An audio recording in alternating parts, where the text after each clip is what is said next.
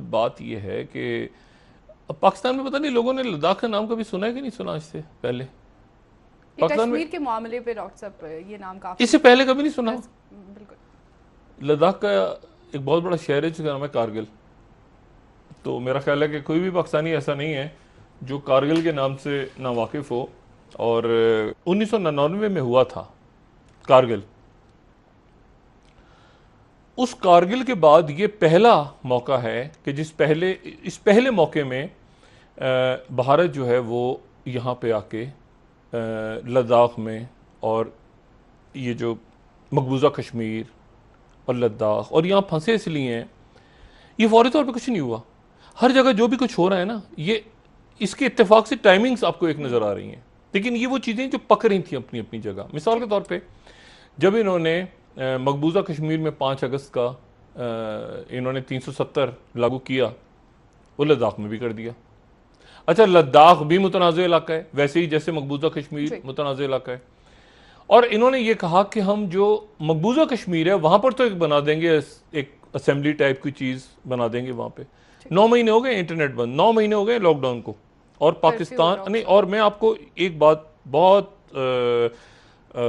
यानी ये अंदाज़ा अपना बता रहा हूँ कि मुझे ये लगता है कि आने वाले दिनों में पाकिस्तान और इंडिया पाकिस्तान और भारत एक झड़प की तरफ जा रहे हैं, क्योंकि जिस हिसाब से वहाँ पे तलखी बढ़ रही है, कोई फॉल्स फ्लैग या कोई और बहाना बना के, या कुछ ड्रोन तो खैर ऐसे ही उन्होंने गिरा दिया, वो और कुछ करके कोई ना कोई बहाना। क्योंकि बात ही होती है कि वो बिस्मार्क फिलोसफर थे, उन्होंने कहा था ना कि जब आप इंटरनली बहुत ज़्यादा क्राइसिस में आ जाएं और अंदर आपके मामला इतना निबट रहे हो तो अच्छा है कि कोई दूसरे की तरफ ध्यान दें ताकि सारी कौम जो है वो डाइवर्ट करें, ताकि सारी कौम यकजा हो जाए। तो मोदी साहब के लिए इस वक्त जो है प्रॉब्लम्स बढ़ गए हैं बहुत ज़्यादा। और आज इजलास हुआ, और आज इजलास ही हुआ कि उसमें मोदी भी थे, बिपिन रावत भी थे, उनके अजीत देवल भी थे, सारे सर्विसेज चीफ भी थे। मीटिंग कल भी होगी। और ये जो इजलास हो रहा है उसमें ये देखा जा रहा है कि अब कैसे चाइना के साथ बढ़ती हुई कशीदगी से निपटा जाए। कमाल की बात यह है कि एक शख्सियत आ गई है सालिसी करवाने चीन और भारत के दरमियान। सही। चीन और भारत के दरमियान एक शख्सियत सालिसी करवाने आ गई और उस शख्सियत का नाम है डोनाल्ड ट्रंप। डोनाल्ड ट्रंप ने थोड़ी देर पहले ये कहा है कि अगर चीन और भारत के दरमियान तलखी बढ़ गई है, मेरा ख्याल है कि अगर वो आ गया तो वो जो बचा कुचा ये रह गई ना 7 रियासतें और दिल्ली वेली, ये सारा चाइना के हवाले कर देगा। नहीं, ये चाइना वाइना ये दिल्ली वेली हवाले कर देगा सारा जी जिनपिंग के। अच्छा, मामला ये है कि वो आ गए जनाब सालिसी करवाने। उन्होंने बयान दिया कि मैं सालिसी करवाने के लिए हाजिर हूँ। हर जगह वो जहाँ भी आते हैं तो अपना कोई रंग तो छोड़ के जाते हैं डोनाल्ड ट्रंप। अब जनाब ये हुआ है कि ये लद्दाख में ये एक ज़बरदस्त एक रियासत थी, आज़ाद रियासत होती थी। जैसे नेपाल एक आज़ाद रियासत थी, जैसे सिक्किम एक आज़ाद रियासत थी, जैसे उसी तरह से लद्दाख भी एक आज़ाद रियासत होती थी। और फिर उसको डोगरा राज के हवाले कर दिया गया। अब इसमें और फिर उसके बाद खैर 1947 और बाकी जो भी कुछ हुआ, वो सारी लाइनें वाइनें, वो लकीरें वकीरें जो बरतानिया खींच गया था अपने वक्त, वो सारी लकीरें अब ख़त्म हो रही हैं। ये जो लद्दाख के अंदर चाइना जो है ये गैल्वन वैली है, ये गैल्वन वैली में वो आए हैं। और उसकी वजह ये है कि इन्होंने ये मोदी साहब ने कुछ ये समझा पिछले कुछ सालों में कि अमेरिका हमारे पास है, अमेरिका हमारे जेब में है, तो हम जहाँ चाहें जो मर्जी करें। ये है कोई 3500 किलोमीटर तवील ये लाइन है जिसको लाइन ऑफ एक्चुअल कंट्रोल कहते हैं, ठीक है, जो कि भारत और चीन के दरमियान एक सरहद है।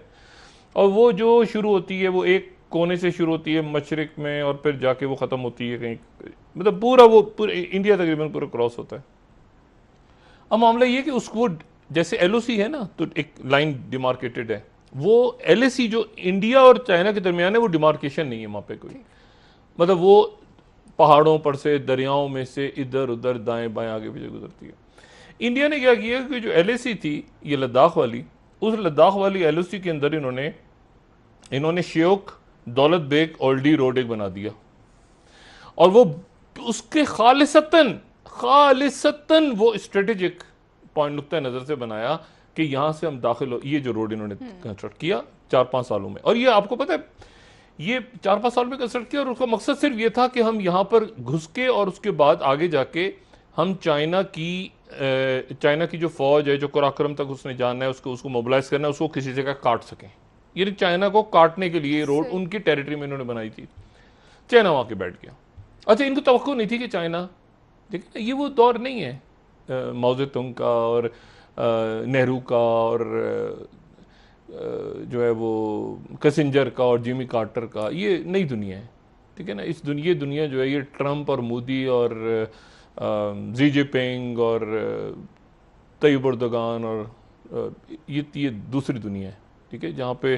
यहाँ और मोहम्मद बिन सलेमान, ये स्ट्रॉन्ग लीडर्स हैं और जो फैसला करेंगे तो फिर फैसला होगा, चाहे वो जंग का फैसला हो, चाहे जो भी वो फैसला होगा। मैंने इसलिए आपसे कहा ना कि पाकिस्तान पे अब दबाव बढ़ रहा है कि ये जो मकबूजा कश्मीर में जो कुछ हुआ है इसके ऊपर क्या करना है। 9 महीने हो गए, तो अब आपने क्या करना है? आपने सिर्फ तकारीर करनी है कि आपने, तो एक पाकिस्तान के अंदर पब्लिक प्रेशर डेवलप हो रहा है बड़ा शदीद। अब जनाब क्या हुआ है कि जो एक और तहरीक आने वाले दिनों में मुमकिन है कि आपको नजर आए, ठीक। और वो तहरीक जो है वो है ग्रेटर नेपाल की तहरीक। सही।